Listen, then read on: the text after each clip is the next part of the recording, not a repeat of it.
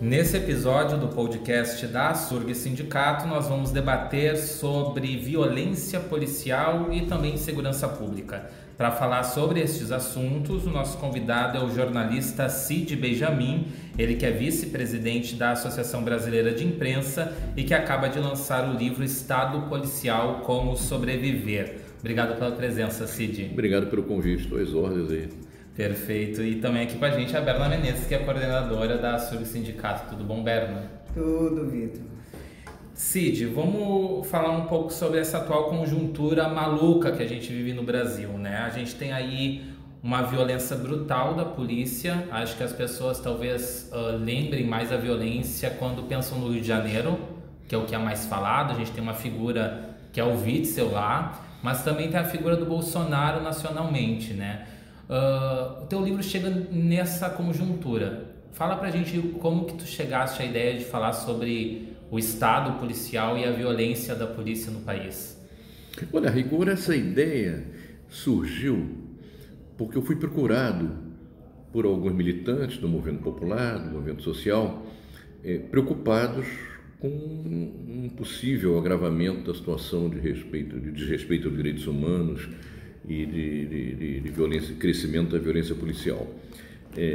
Conversei com alguns deles e tal. Bom, e por que eu fui procurado? Porque, de certa maneira, eu tinha uma experiência a esse respeito.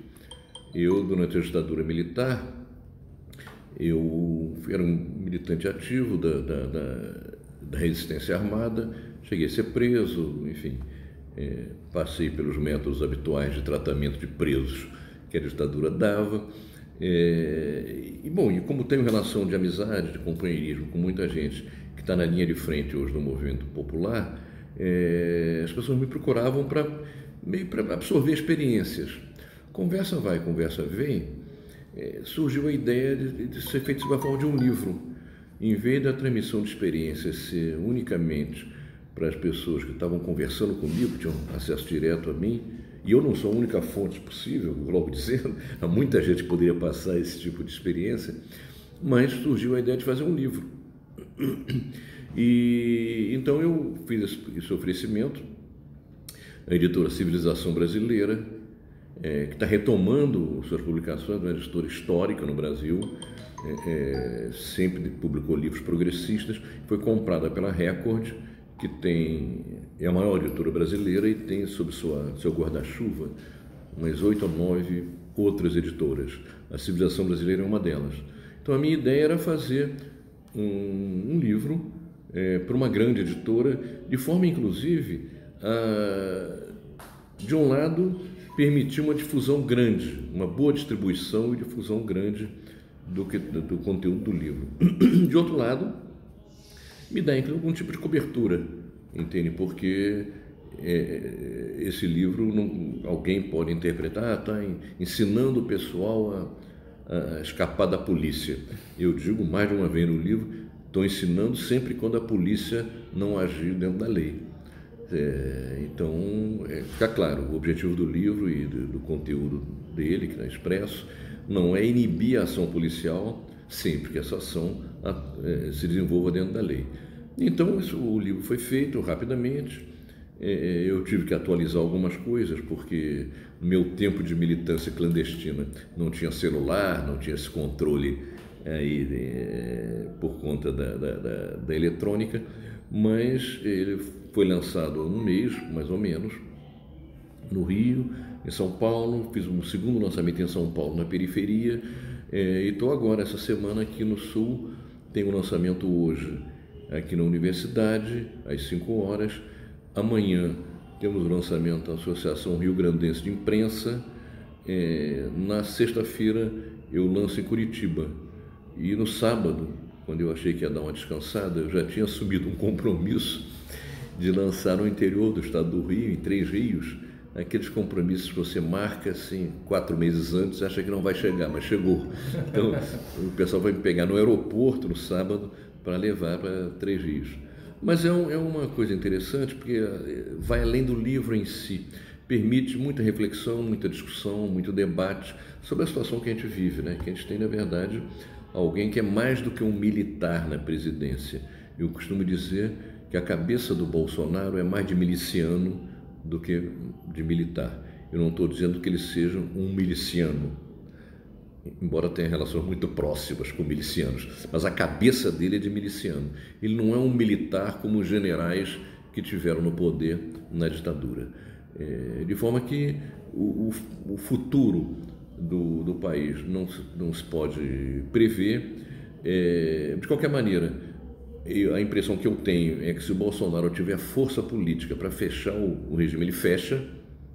A questão é ele ter força ou não, e não seria um fechamento nos moldes, provavelmente, das ditaduras dos anos 60 e 70 na América Latina, com tanque na rua, exército e tal. Isso está meio demodê. A Guerra Fria acabou, tal. Mas poderia ser um fechamento no estilo do que ocorreu e ocorre ainda na Turquia, na Hungria, com personagens que ascenderam ao governo em processos democráticos e a partir daí golpearam a democracia. Aliás, não custa lembrar que Mussolini e Hitler também fizeram isso. Ambos começaram seus governos dentro da legalidade e a partir daí puseram fim à democracia. Primeiro, assim, é um prazer te receber, né? É uma honra, na verdade. Tu é parte da história desse país, é verdade. Toda vez Para com isso, Berno. Agora mesmo eu estava com uma professora aqui no café e ela dizia: pois é, o Cid, que foi trocado pelo embaixador norte-americano, ele está no filme, ele está na foto. Eu digo, é não, verdade. Não foi trocado pelo embaixador americano. Não, isso foi... Não, foi que eu participei do sequestro do americano, fui trocado pelo alemão. É verdade. Então, e para nós, é história igual, né? É parte da história desse país.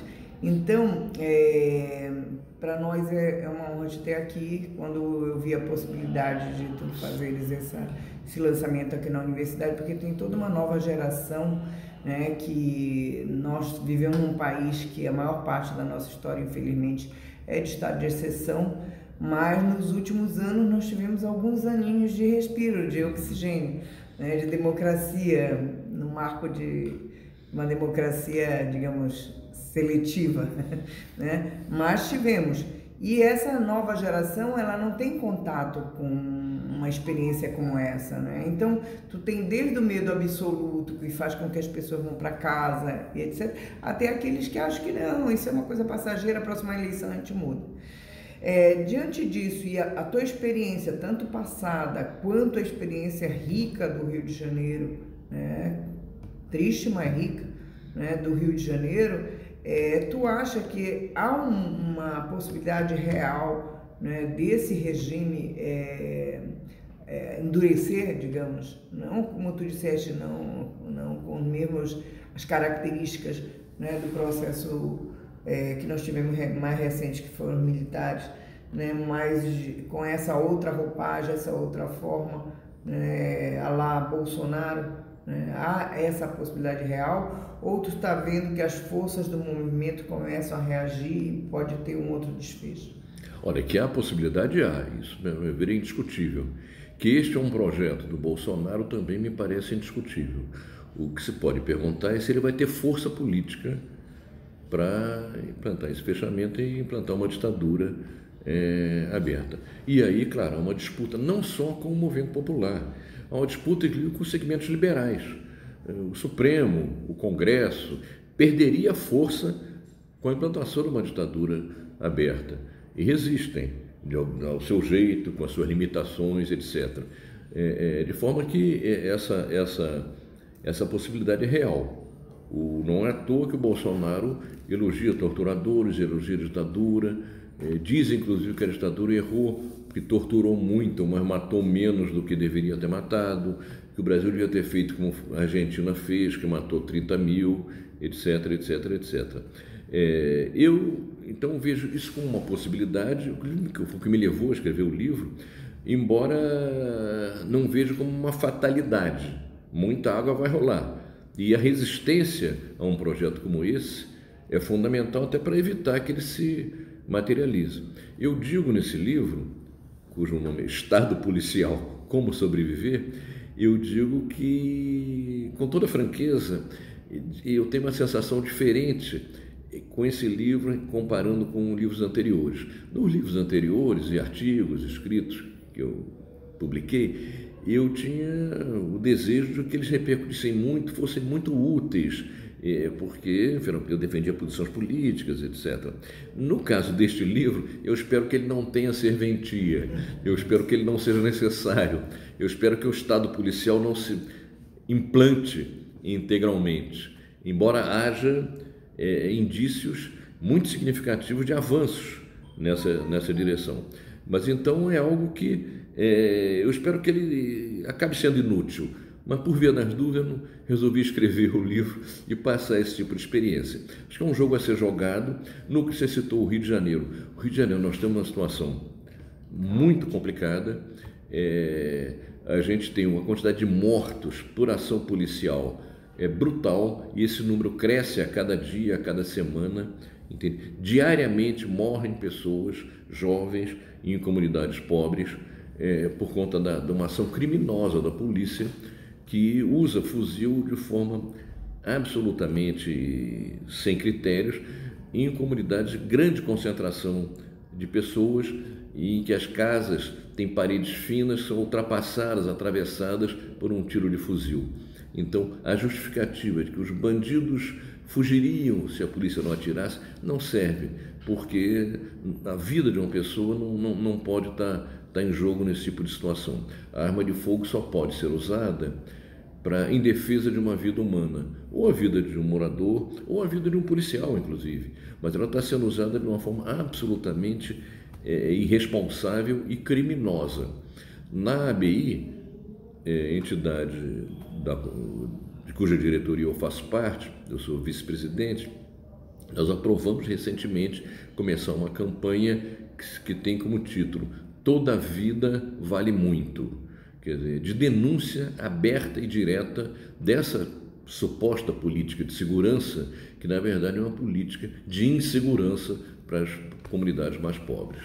Cid, desculpa, Vitor, mas eu tenho uma dúvida sobre isso muito grande, porque você está acompanhando na Argentina, porque aqui a gente vive sob censura, essa é a verdade, né? A imprensa só aparece o que lhe interessa. Na Argentina estão havendo ondas de saques há mais de ano, né? Que está levando à derrota do Macri. Mas no Brasil, nós estamos num estado de miséria mesmo, um aumento da população de rua, desemprego em massa, né? As pessoas vivendo de salário-desemprego, e agora nem o salário-desemprego, né? Porque a condição pós-reforma trabalhista é de caos total. Então, a crise social é muito grave. E tu acha que essas medidas, essa política, né, de assassinar em série, né, nas periferias, não tem um papel de controle? Porque o Brasil sempre houve saques também em períodos de guerra, né, contra o povo, como agora, né, de crise social grave. Não tem um objetivo também, porque a divulgação de cada morte, de que pode ser você, não estão matando só as pessoas que estão ligadas ao tráfico, à contravenção. Ao contrário, a contravenção está dentro da polícia, né? Então, isso não tem um papel de controle também? Sem dúvida, tem um papel de controle, tem um papel de intimidação, tem um papel e expressa também a forma como as classes dominantes brasileiras veem as camadas mais pobres. Enfim, não é à toa que nossa campanha chama atenção para o valor de uma vida humana. Toda vida vale muito, importa muito, é a campanha da ABI. Porque o que acontece nas periferias do Rio de Janeiro, se acontecesse no Leblon ou Ipanema, durante 2 semanas caiu o governo. Mas é como se as vidas na periferia não valessem o que vale uma vida nos bairros de classe média mais alta. Então, é preciso abrir esse debate, é preciso, inclusive, eu não tenho ilusões de convencer o governador do Rio de Janeiro. Já deu mostras que é uma figura desequilibrada.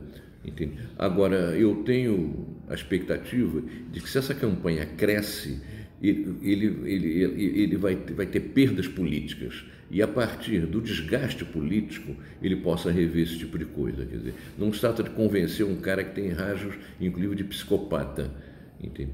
Mas se trata de fazer com que esse tipo de política criminosa represente um custo político muito alto para ele e que ele seja obrigado a modificá-la.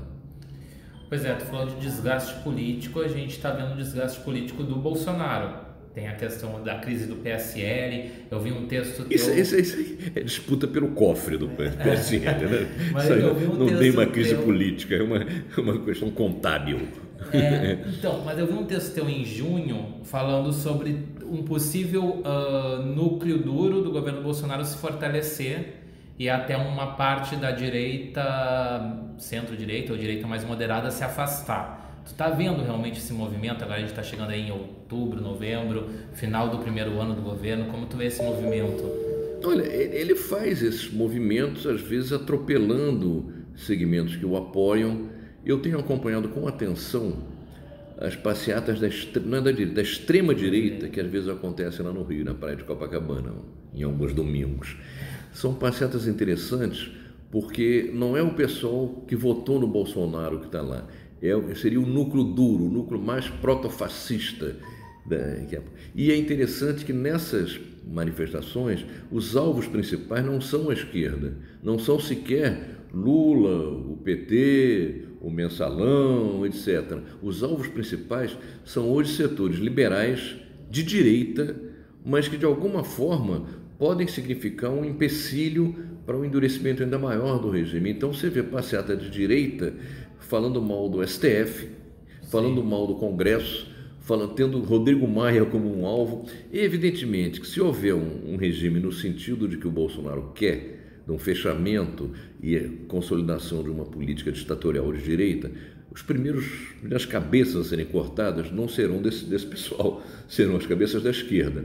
Mas o fato é que hoje, para que haja esse movimento no sentido do endurecimento, estabelecimento de uma ditadura, esse pessoal é um empecilho. É um empecilho. Eles vão perder poder. O Supremo perde poder se houver uma ditadura. O Congresso perde poder se houver uma ditadura. Quando eles resistem, na maioria dos casos, não em todos, mas na maioria dos casos, dos seus integrantes, eles estão defendendo seus próprios interesses. Não é porque sejam democratas para valer, mas os interesses deles estão em jogo também aí. E eles resistem do jeito que podem, às vezes mais, às vezes menos, etc. Então é um jogo de disputa que não é só o jogo do Bolsonaro contra o movimento popular. Há múltiplos fatores aí. E, nesse sentido, evidentemente que a política da esquerda não deve ser uma política que se iguale à da direita liberal. Mas, em alguns momentos, a esquerda pode golpear junto, sim, com esse pessoal. Nós fizemos um ato na ABI quando o Bolsonaro ensaiou um decreto para expulsar estrangeiros que claramente tinha como objetivo a expulsão do Glenn Greenwald. A gente fez um ato em 2 dias, organizou um ato que nunca juntou tanta gente na ABI, tinha 5.000 pessoas, e a ABI tem 110 anos, nunca se juntou tanta gente como naquele ato. E nós conseguimos uma fala gravada do Rodrigo Maia, que é um dos líderes da direita, entende? Se dizendo contra e defendendo o Glenn. Exibimos isso lá, entende? Não temos nenhum problema em golpear junto com essa gente. Nossa política não é do Rodrigo Maia, entende? Mas seria uma cegueira política dizer que, como não concordamos em muitas coisas, e até no essencial, não poderíamos, nesse aspecto, aceitar o apoio dele. Aceitamos de bom grado, entende? E foram poucos apupos e vaias no auditório cheio, a maioria compreendeu a importância da gente ampliar nesse sentido e se somou aos aplausos. Claro, a defesa dos espaços democráticos hoje é estratégico, né? Não é parte da luta da esquerda, da sobrevivência, como diz o teu livro, né?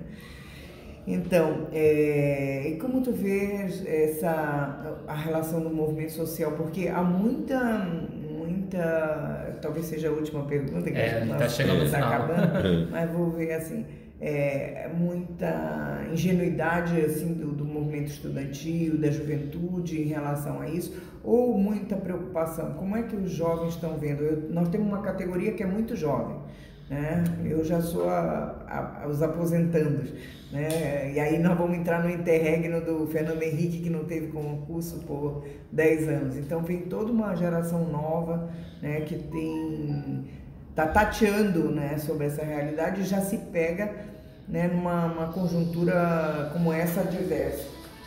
Olha, eu fui líder estudantil em 68. Vou esperar um pouquinho, Cid, que depois eu corto. Porque para não... De fato, já. Eu vou dar uma saidinha. Tá. Pode responder. Eu fui líder estudantil em 68.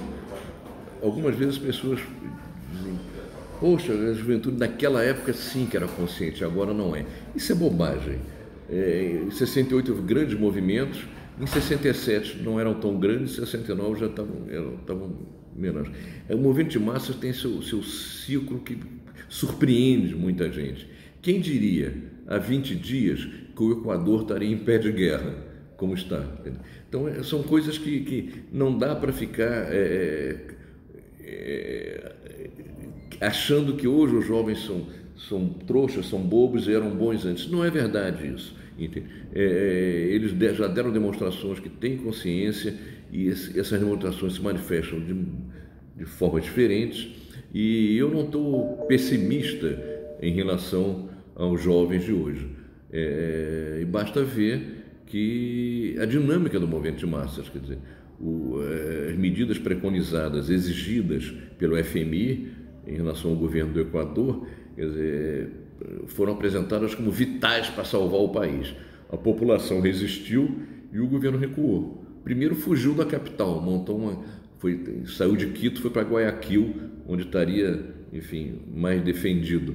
E depois foi obrigado a recuar das medidas exigidas pelo FMI, por pressão popular. E há um mês ninguém poderia prever isso. De forma que eu acho que a gente deve trabalhar, discutir, ter iniciativas como essa de vocês no podcast, mas sabendo, enfim, que é um jogo a ser jogado.